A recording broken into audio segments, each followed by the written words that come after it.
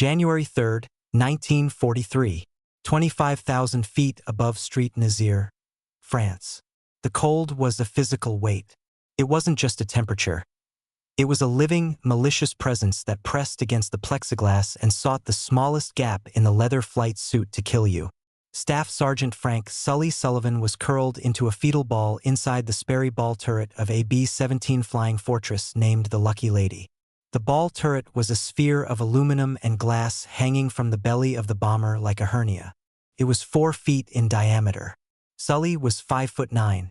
To fit inside, he had to lie on his back, his knees pulled up to his ears, his feet working the pedals that controlled the turret's rotation, his hands gripping the twin firing handles of the Browning M2.50 caliber machine guns.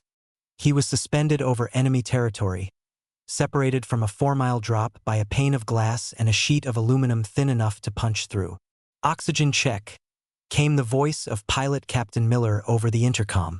It sounded tinny, distant, filtered through the static and the rhythmic thrum-thrum-thrum of the 4 Wright Cyclone engines. "Tail gunner okay?" said Ricci. "Waist, okay? Top turret, okay?" Sully pressed the mic to his throat, the vibration buzzing against his skin. "Ball turret, okay. But my heated suit is shorting out on the left leg. It's getting nippy down here, Skipper." "Copy that, Sully. Keep wiggling your toes. Don't let the frostbite set in. We're 10 minutes from the IP." The IP, the initial point, the start of the bomb run, the moment they stopped dodging and flew straight and level into the teeth of hell. Sully looked down between his knees. Through the glass, he saw the French coast. It looked like a map, a patchwork of gray and brown fields, dusted with winter snow. It looked peaceful. Then he saw the black puffs. Flak. They started small, little harmless smudges of charcoal appearing in the air below them. But they were climbing. The German 88mm anti-aircraft guns at St. Nazaire were legendary. They called it Flak City for a reason. Crump. The first close burst shook the plane. It wasn't a sound you heard with your ears. It was a concussion you felt in your gut. A black cloud appeared instantly off the right wing, orange fire flashing in its center for a millisecond before vanishing into smoke. "Here comes the welcoming committee," Ricci muttered from the tail. The glass cage. The thing about the ball turret wasn't just the isolation. It was the vulnerability. You were the lowest point of the plane. When the German fighters came up from below, the belly attacks, you were the first thing they saw. And you were the only thing standing between them and the soft underbelly of the bomber. Sully rotated the turret. The electric motor whined. The world spun. Whir. He scanned the sky. Blue. Empty. Cold. Bandits. 12 o'clock high. Coming in fast. The shout from the cockpit spiked Sully's adrenaline. He couldn't see 12 o'clock high. He was looking down.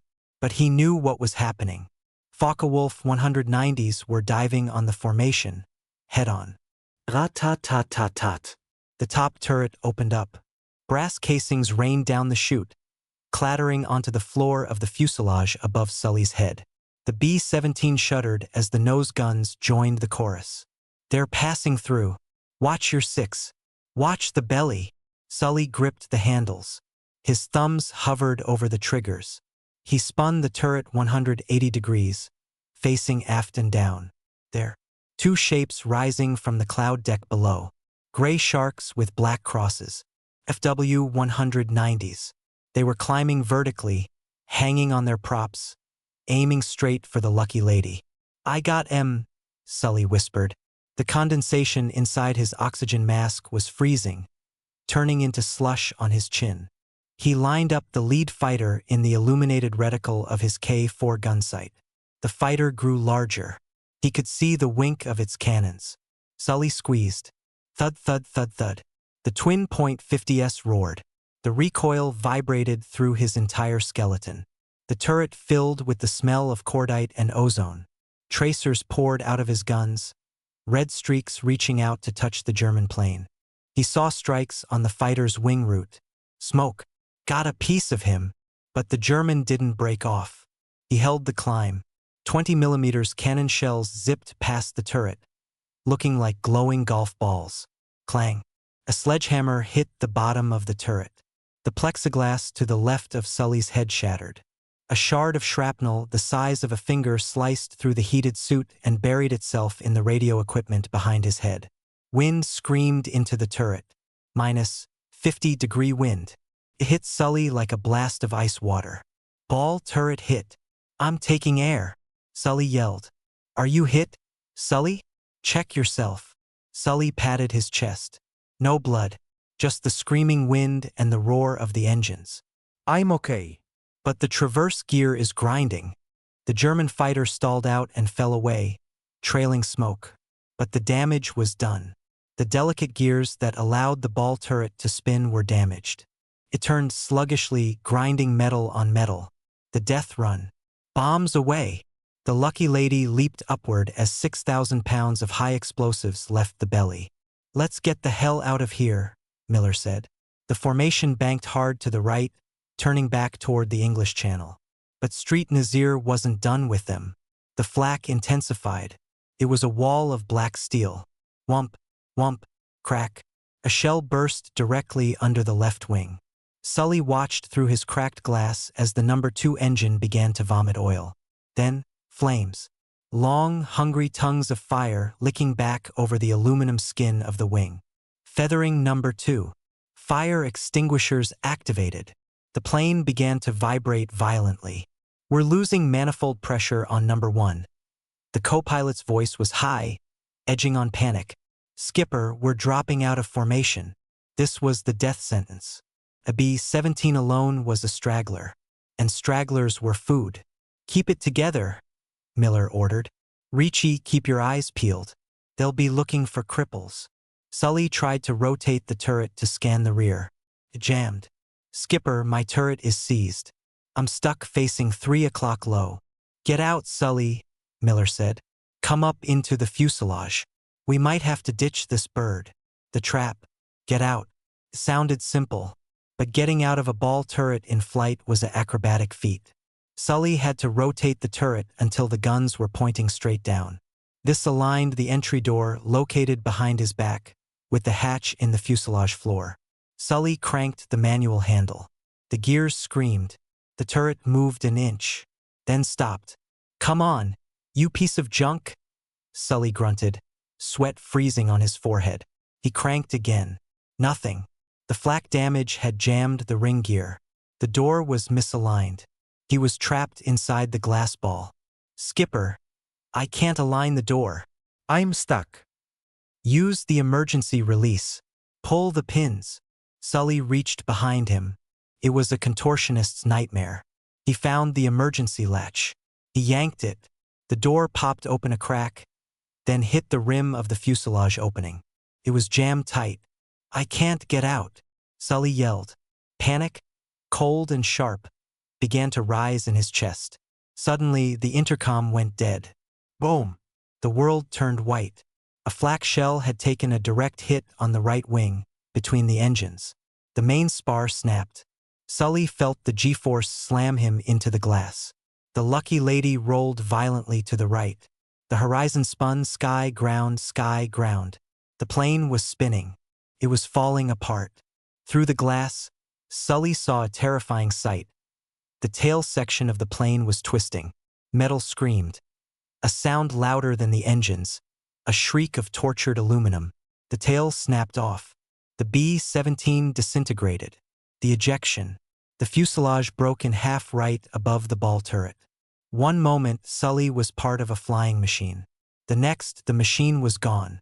The ball turret, attached to a chunk of the fuselage floor, was ripped free from the rest of the plane. Sully was still inside. The world was a kaleidoscope of spinning debris. He saw a wing fluttering down like a leaf. He saw an engine falling like a stone. He saw the body of the top turret gunner tumbling through the air, his parachute unopened. And then the mounting bolts of the ball turret failed. The heavy steel sphere, with Sully inside, detached from the scrap of fuselage. He was falling inside a glass marble. The spinning was unbearable. The centrifugal force pinned him against the walls. Blood rushed to his head. His vision grayed out.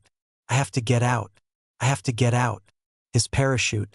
The realization hit him like a physical blow, harder than the flak. He wasn't wearing his parachute.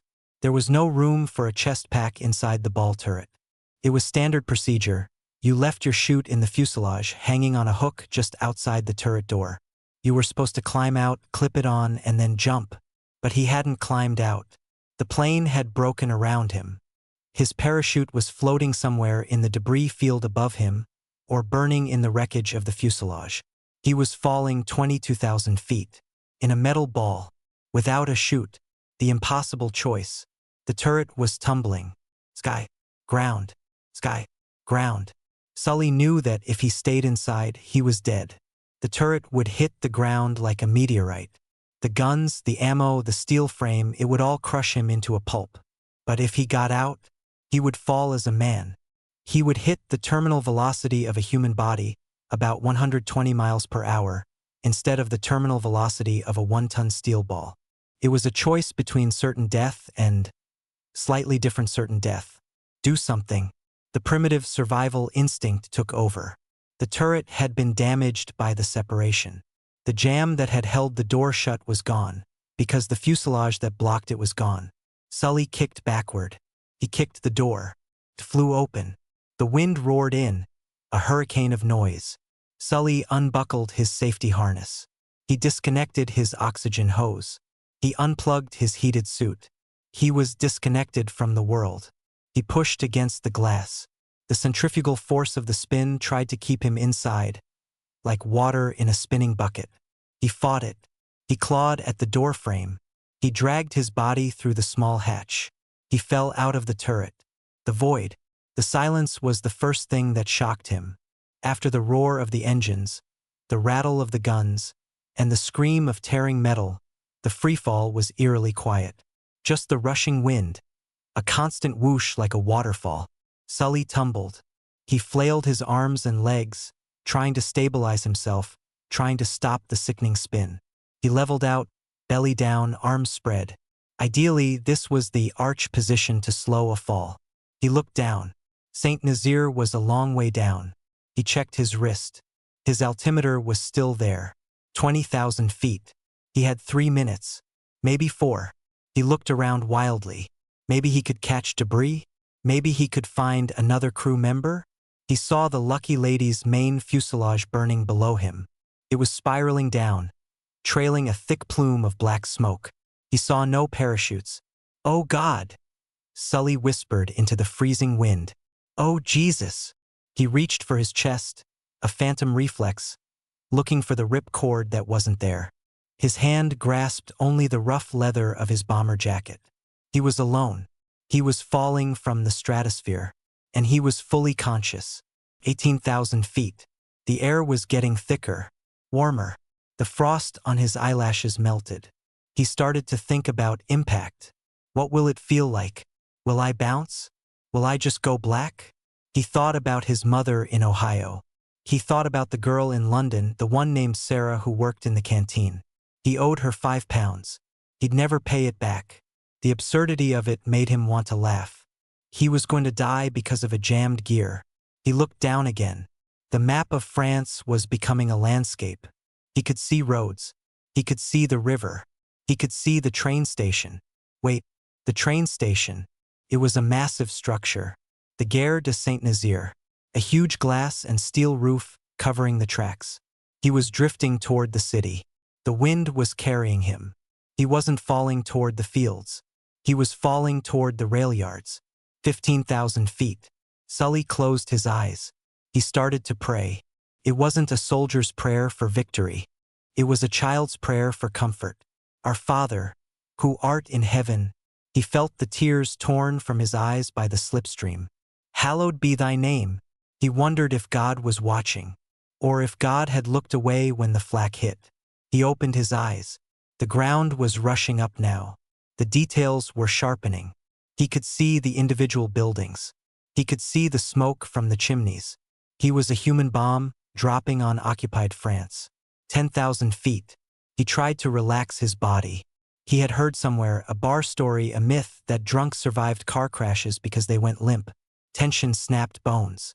Relaxation. Well, maybe it helped. It was a stupid thought. He was falling from 4 miles up. Being limp wouldn't stop him from turning into liquid. But he tried. He exhaled. He let his arms drift. He looked at the glass roof of the train station. It was growing larger. It glinted in the winter sun. It looked like a greenhouse, a jagged, crystal spiderweb. That's where I'm going, he thought with a strange, detached certainty. I'm gonna go through the roof. 5,000 feet. The rush of the ground became terrifying. The scale changed. The abstract map became concrete reality. He could see people, tiny ants scurrying on the streets. He could hear the sounds of the city now, rising up to meet him. The wail of sirens, the distant bark of dogs. He was falling at 120 miles per hour. That's 176 feet per second. 1,000 feet. This was it. Sully took a deep breath. He didn't scream. He didn't close his eyes. He wanted to see it coming. He wanted to look death in the face. The glass roof filled his vision. It was dirty, soot-stained, reinforced with wire mesh. Here I come, Sully thought. The last thing he saw was the reflection of a man in a leather jacket, flying like Superman, hurtling toward the glass. Then the impact. January 3rd, 1943. 11:05 a.m. The Gare de Saint-Nazaire. The sound was not a thud. It was a crash that sounded like the sky itself was breaking. Frank Sully Sullivan hit the glass roof of the Street Nazaire train station at approximately 120 miles per hour. He didn't hit it flat. By some miracle of aerodynamics, or perhaps the chaotic tumbling of his unconscious body. He struck the angled glass panes feet first, slightly inverted. Layer 1, the glass. The wire-reinforced glass was thick, covered in years of industrial soot. When Sully's boots made contact, the glass didn't just crack. It exploded. Thousands of shards erupted inward. The resistance of the glass acted like a sudden, violent break. It absorbed a massive amount of the kinetic energy, slowing him from terminal velocity to a survivable, but still lethal, speed. It shredded his heated flight suit. It flayed the skin on his legs. But it slowed him down. Layer 2, the steel. The glass was held in place by iron girders. Sully's body, continuing its trajectory, clipped a steel crossbeam with his right side. Crack. His right humerus snapped clean in two. His ribs on the right side were pulverized, driven inward toward his lung. The impact spun him around like a rag doll, changing his fall from a vertical drop to a chaotic tumble. Layer 3, the floor. He fell another 30 feet from the roof to the stone floor of the station concourse. He landed on the concrete platform between track 4 and track 5. He bounced. The human body is resilient, but it is not rubber. The sound of his final impact echoed through the cavernous station. A wet, heavy slap that silenced the shouting of the French rail workers and the German guards. Sully slid 10 feet across the dusty concrete and came to a rest against a pile of mailbags. Then silence. Dust motes danced in the shafts of light beaming down from the hole in the roof. A single piece of glass fell late, tinkling onto the ground next to his head. He lay twisted in a shape that human anatomy should not permit. His right leg was bent sideways at the knee. His right arm was folded underneath him. His face was a mask of blood and soot. He was not breathing. The enemy. Was war das? What was that? Oberfeldwebel Sergeant Kurt Meyer of the 709th Infantry Division was standing by the ticket booth, smoking a cigarette. He had seen the bomber explode high above. He had seen the debris falling. He ran toward the cloud of dust on the platform. Two other soldiers, rifles unslung, followed him. They expected a bomb, or a piece of an engine. Meyer slowed down as he approached the pile of mailbags. He waved the dust away. Mein Gott, Meyer whisperet. It was a man, or what was left of one. The American flyer was a mess of leather and blood. His jacket was torn to ribbons. Sanitator! Meyer screamed, his voice cracking. Medic! Quickly! He knelt beside the body. He didn't dare touch him. The man looked broken, like a porcelain doll dropped on a sidewalk. Is he dead? One of the privates asked, looking up at the hole in the roof.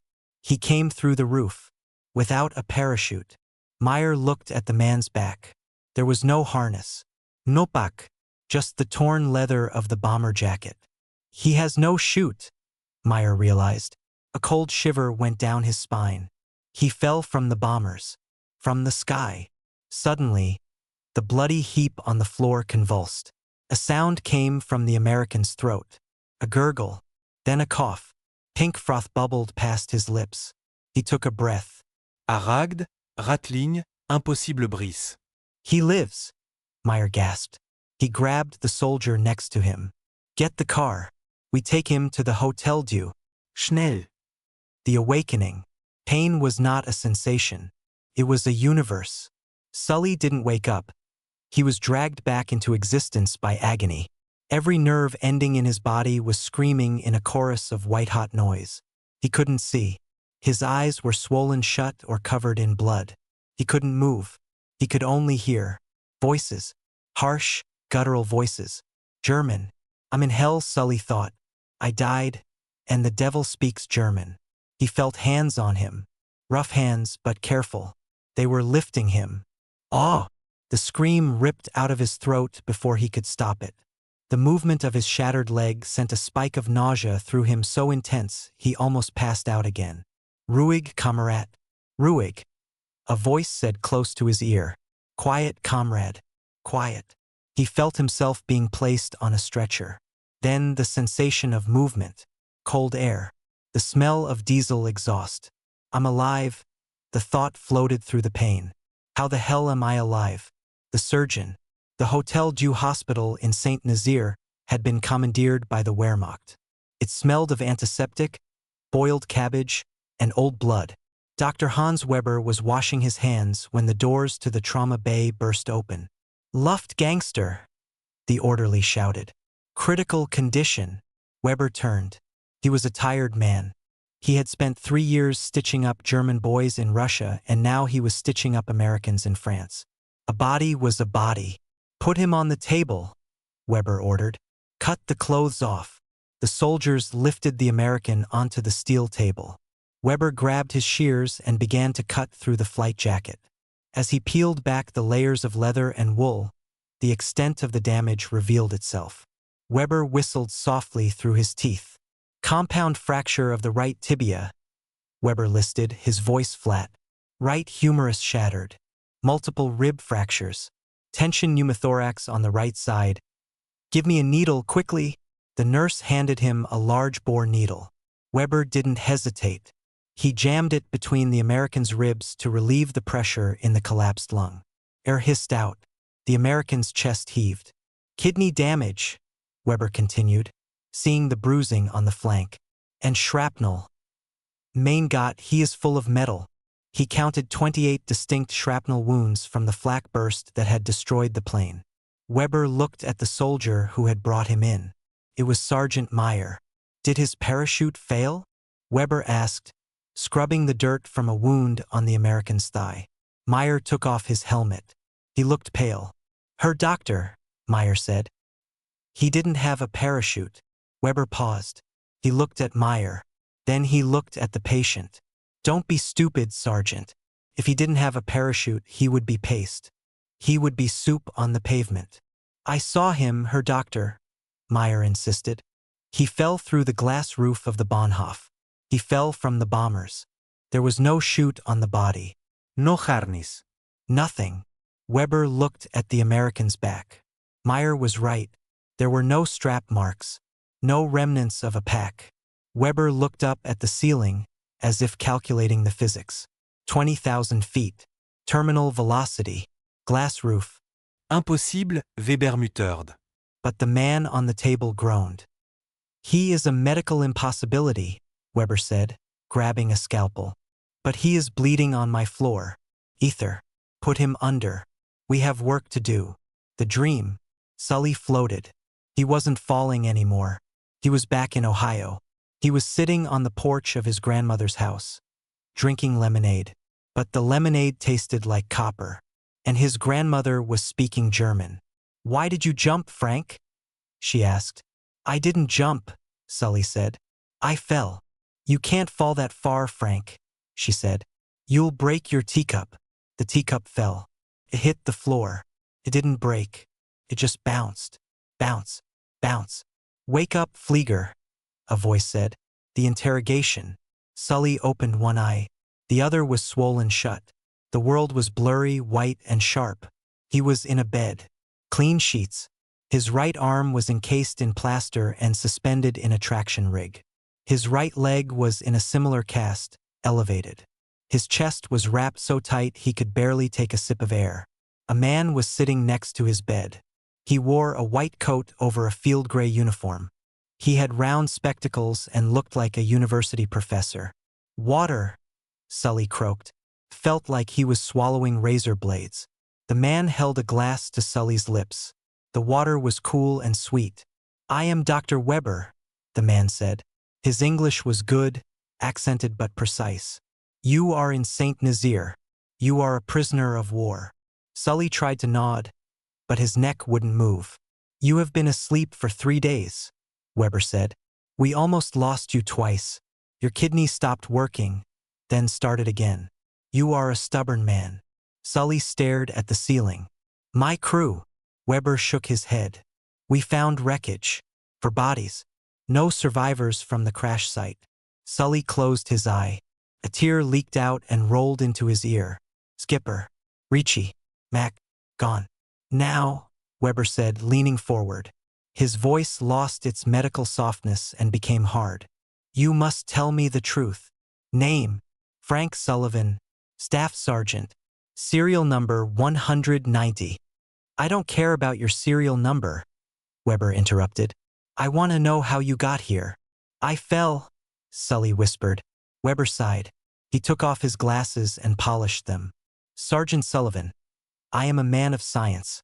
Physics dictates that a body falling from 20,000 feet hits the ground with enough force to liquefy internal organs. You have broken bones, yes, but you are alive.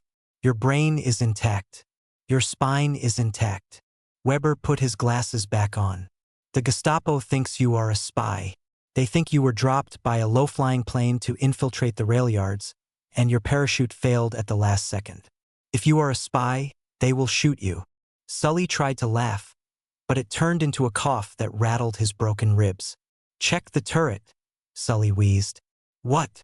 The ball turret, Sully said. It fell with me, separated. I was inside, until I wasn't. Weber stared at him. You were inside the turret? Fell. Maybe 10,000 feet inside it, Sully gasped. Then, fell out. No chute. No room for one in the ball. He looked at the doctor with pleading eyes. I hit the glass. The roof. That's what saved me. Weber stood up. He walked to the window and looked out. He seemed to be debating something. The Gestapo is coming tomorrow, Weber said. I will tell them you are too weak to be interrogated. I will buy you time. But I need proof, Sullivan. I cannot protect a spy. The proof. 2 days later, Weber returned. He looked different. There was a strange expression on his face, something between confusion and reverence. He placed a metal object on the bedside table. It was a twisted, mangled piece of aluminum. A handle.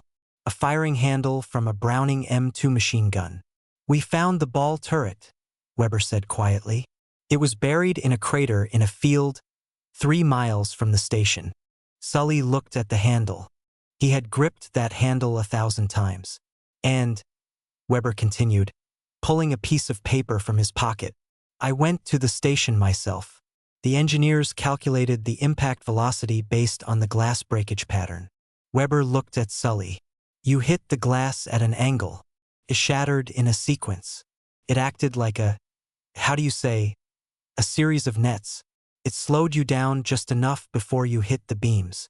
Weber sat down heavily. I have told the Gestapo that you are a standard airman. You are not a spy. Thank you, Sully whispered. Do not thank me, Weber said. He leaned in close, his eyes searching Sully's face for some sign of divinity. I did not save you. I just stitched the meat back together. Weber paused. I have seen thousands of men die, Sullivan. Good men. Bad men. They die from a bullet. They die from a germ. You fell from the stratosphere and you have a broken leg. The German doctor shook his head, a small, disbelief-filled smile playing on his lips. God must love you, American. Or perhaps the devil isn't ready for you yet. The celebrity. Word got out. A hospital is a boring place, even in war. Rumors travel faster than diseases. First, it was the nurses. They would come in to change his bedpans and linger, staring at him. L'homme qui est tombé du ciel. The man who fell from the sky. Then the other German officers. Pilots from the Luftwaffe base nearby came to visit. One afternoon, a tall German captain entered the room.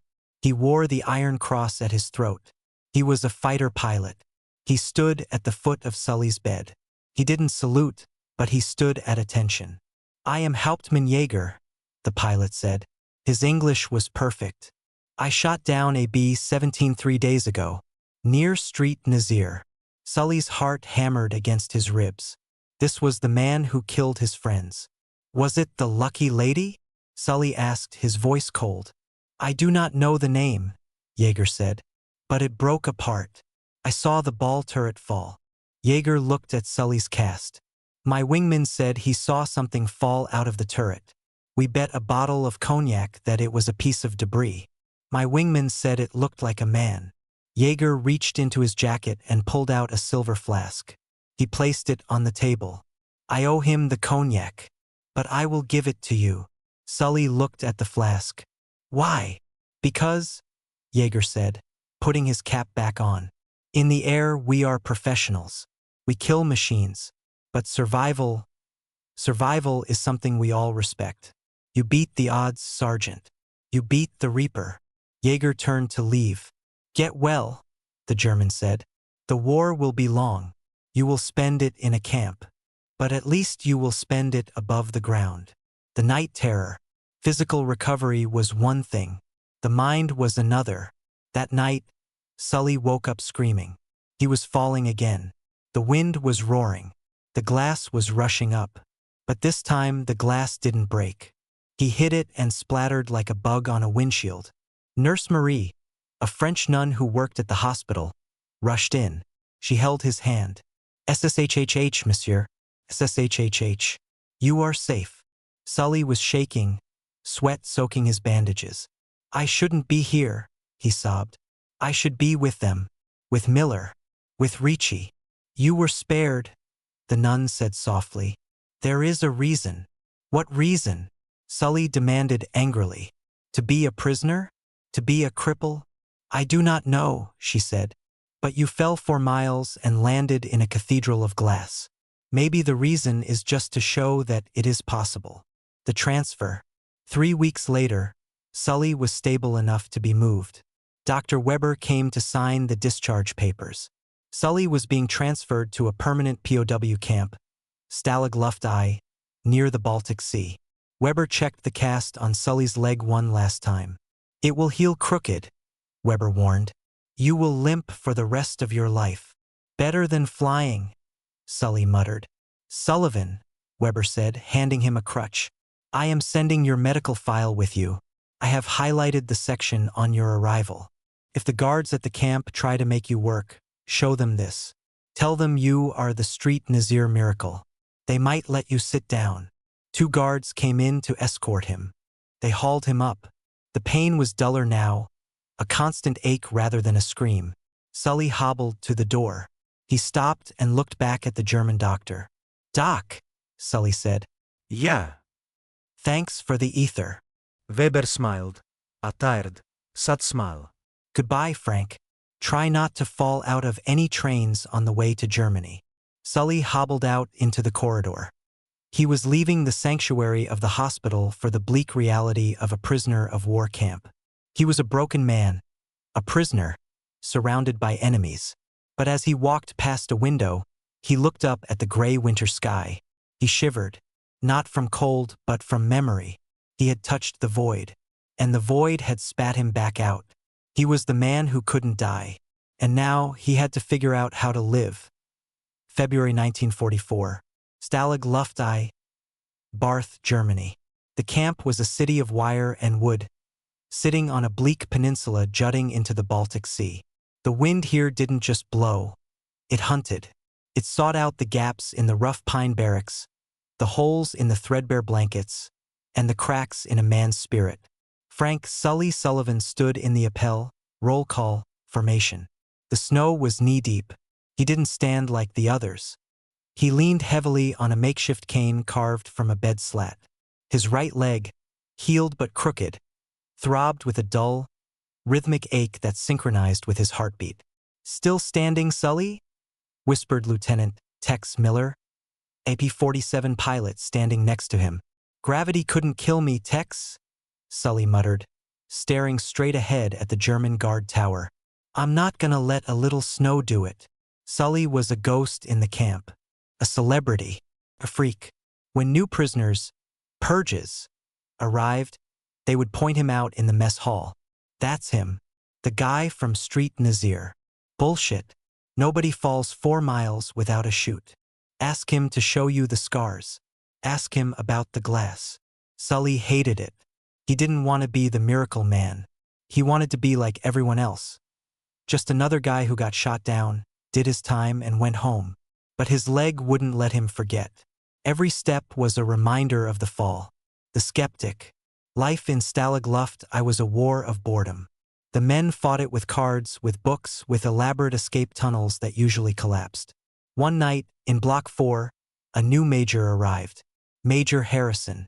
He was a bomber pilot, shot down over Berlin. He was angry, loud, and didn't have much patience for camp legends. He sat at the wooden table, dealing a hand of bridge. Sully was sitting in the corner, whittling a piece of wood. "I heard the story, Sergeant," Harrison said, looking at Sully.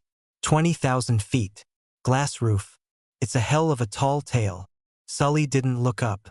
"It's a long way down, Major." "I think it's a load of horse manure," Harrison said, slapping a card down. "I think you bailed out low. Maybe 500 feet. Sprained your ankle. And the Germans cooked up a story to scare us. Or maybe you just made it up to get out of work detail." The room went quiet. You didn't call a man a liar in a POW camp. Tensions were too high. Sully stopped whittling. He stood up slowly. He limped over to the table. He didn't say a word. He unbuttoned his shirt. He turned his side to the major. The scar ran from his armpit to his hip. It was a jagged, purple welter of flesh where the steel girder had pulverized his ribs. It looked like a shark bite. Then he pulled up his pant leg. The shin was a landscape of twisted bone and scar tissue.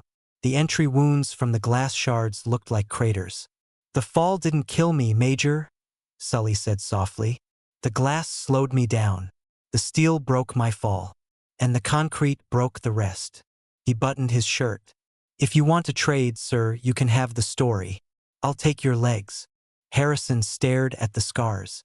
He swallowed hard. He looked down at his cards. "Deal the cards," the major whispered. "The commandant." The Germans were fascinated by him too.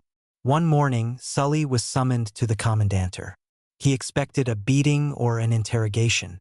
Instead, he found Oberst Colonel Schud. The commandant was an old Luftwaffe officer, a veteran of the First World War. Schud sat behind his desk, holding a file. Sully's file. The one Dr. Weber had sent from Street Nazir. Setzen Sie sich, Schud said. "Sit down." Sully sat. "I have a letter here from a Dr. Weber," Schud said. "He claims you are a medical curiosity. He asks that you be exempted from heavy labor." "My leg works, Colonel," Sully said. "I can work." Schud lit à cigarette. He looked at the file, then at Sully. "I flew Albatros fighters in 1917, Schud said.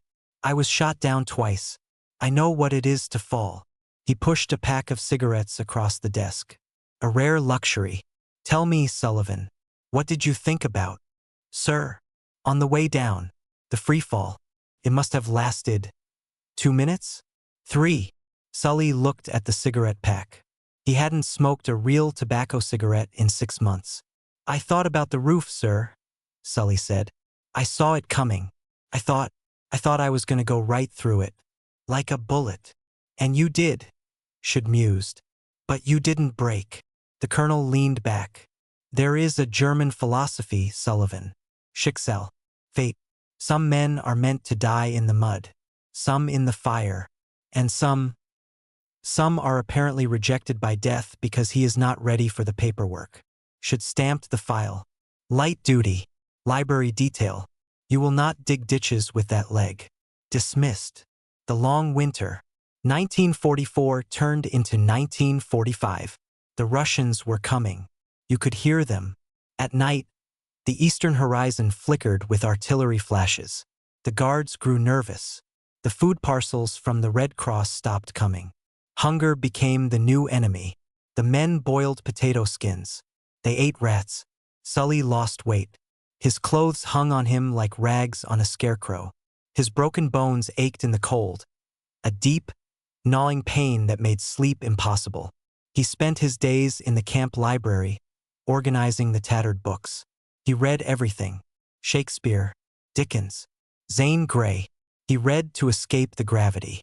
In books, people flew. In books, people went home.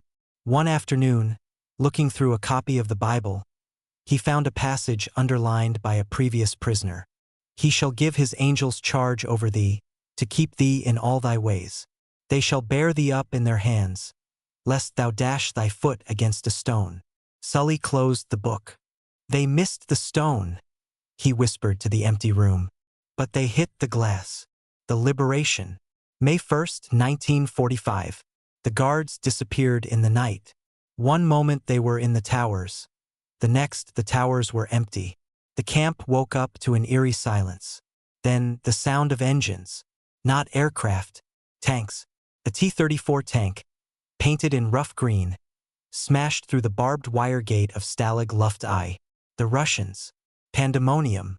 Men crying, men screaming, men rushing the fence. Sully stood by the door of Block 4. He leaned on his cane. He watched the chaos. A young Russian soldier, smelling of diesel and unwashed wool, ran up to him. He grinned, revealing steel teeth, and shoved a bottle of vodka into Sully's hand. War over, the Russian shouted in broken German. Hitler kaput. Sully looked at the bottle. He looked at the open gate. The wire was down. He walked out. He walked past the guard tower where the machine guns had tracked him for a year. He walked onto the grass outside the wire. He looked up at the sky. For 2 years, the sky had been the enemy. It was the place where he fell. It was the place where his friends died. But today, the sky was just blue. He took a drink of the vodka. It burned like fire, felt like life. Skipper, Sully whispered, raising the bottle to the clouds. Ricci, Mac, I'm walking out. Epilogue, The Ground. June 1985. Cleveland, Ohio. Frank Sullivan sat on his porch. He was 65 years old. His hair was white, but his eyes were still sharp. His granddaughter, Emily, sat on the steps. She was holding a school project. Grandpa, she asked, is it true? Dad said you fell out of a plane without a parachute. Frank looked at his leg. He still walked with a cane. The weather was changing. He could feel the rain coming in his shin. It's true, honey, Frank said. How did you survive? Frank smiled. He reached into his pocket and pulled out a small, velvet pouch. He opened it. Inside was a shard of glass. Thick, wire-reinforced glass. Soot-stained and jagged. He had kept it for 40 years. He had picked it up from the floor of the Street Nazir station when the Germans weren't looking, just before they put him on the stretcher. I survived because I broke, Frank said. The glass broke. The bones broke. The plane broke. He held the glass up to the sun. It refracted the light into a small rainbow. Sometimes, you have to break to keep from dying. You hit the hard things in life and they shatter you. But if you're lucky, if you're stubborn, the pieces land in a way that lets you get back up.